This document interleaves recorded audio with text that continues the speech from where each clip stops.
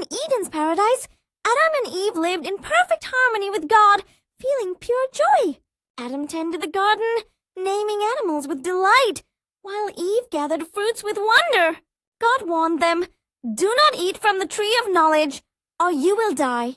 The serpent slithered into view, its eyes gleaming with cunning, ready to deceive. Eve gazed at the forbidden fruit, feeling a whisper of doubt creep into her heart. The serpent lied, "You won't die? God knows you'll be like him if you eat." Eve's heart raced with forbidden desire, the fruit's allure growing stronger in her mind. She plucked the fruit, its sweetness tempting her to ignore God's clear command. Biting into it, Eve felt a rush of knowledge mixed with deep regret. Adam saw Eve's change, and out of love, chose to share her fate. He ate the fruit too, and suddenly shame flooded their once innocent souls. Realizing their nakedness, they felt exposed and vulnerable for the first time. Fear gripped them as they hid among the trees, avoiding God's presence.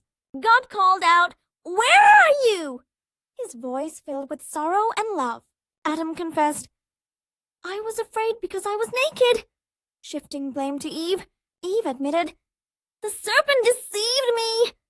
Her voice trembling with remorse and fear. God cursed the serpent.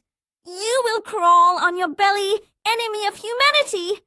To Eve, God said, "Your pain in childbirth will increase, yet you'll desire your husband."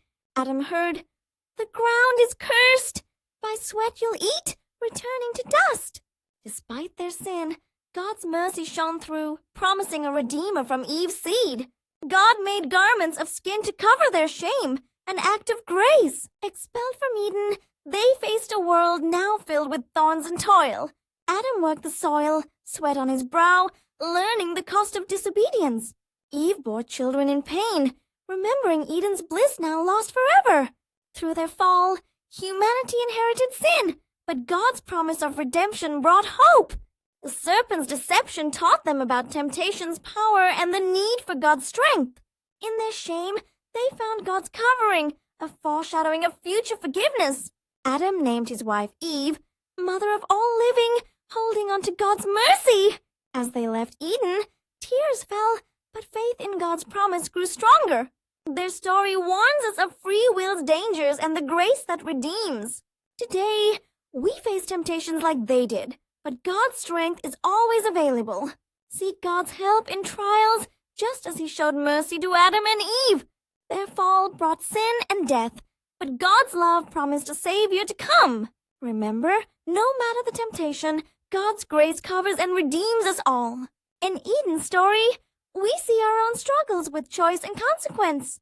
God calls us to resist temptation and cling to his unchanging love. Their disobedience led to loss, but God's mercy opened the door to salvation. As you watch, reflect on your temptations and how God's strength can prevail.